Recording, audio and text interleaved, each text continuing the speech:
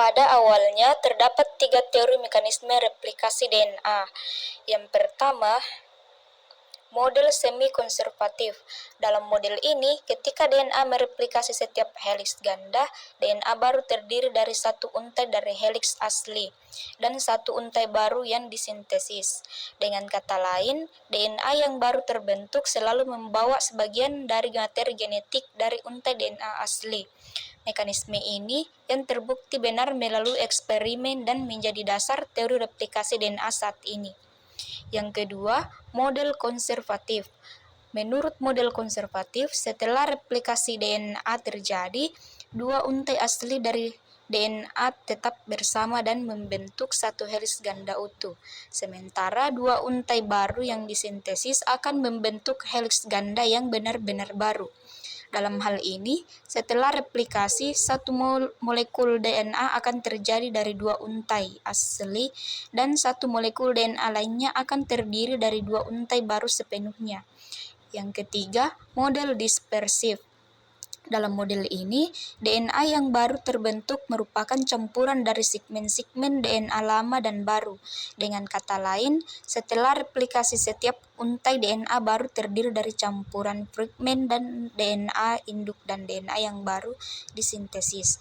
Proses ini akan menghasilkan heliks ganda DNA di mana segmen DNA lama dan baru tersebar di sepanjang untai.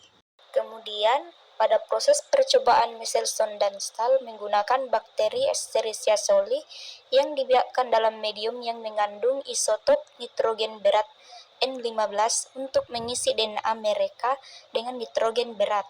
Setelah beberapa generasi, semua DNA bakteri mengandung N15.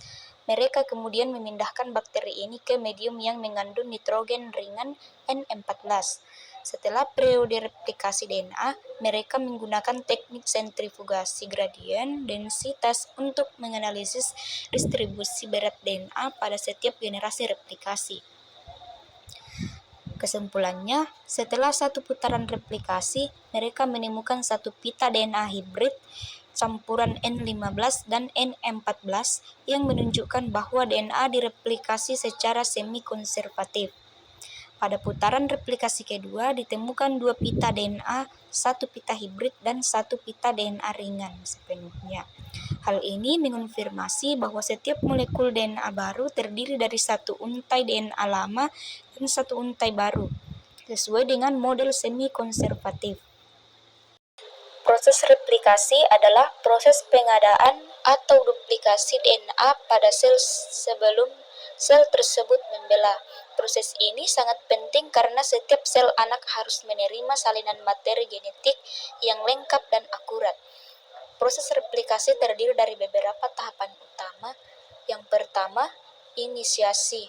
Proses dimulai pada titik tertentu dalam molekul DNA yang disebut origin of replication.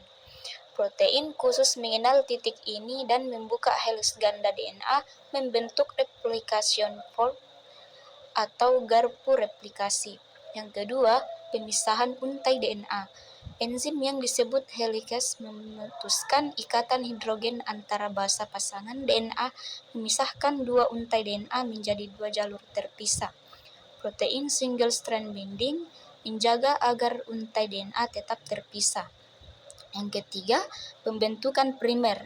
Enzim primase mensintesis RNA primer yang berfungsi sebagai titik awal bagi DNA polimerase untuk memulai sintesis DNA baru. Yang keempat, elongasi. Enzim DNA polimerase memulai proses sintesis DNA dengan menambahkan nukleotida komplementer pada untai DNA yang sudah terbuka. Sintesis terjadi dari arah 5 ke 3. Pada untai yang berjalan secara kontinu, leading strand DNA polimerase dapat bekerja tanpa henti. Namun, pada untai yang berjalan berlawanan arah, lagging strand sintesis dilakukan secara bertahap dalam potongan-potongan kecil yang disebut Okazaki fragments. Audio Jungle.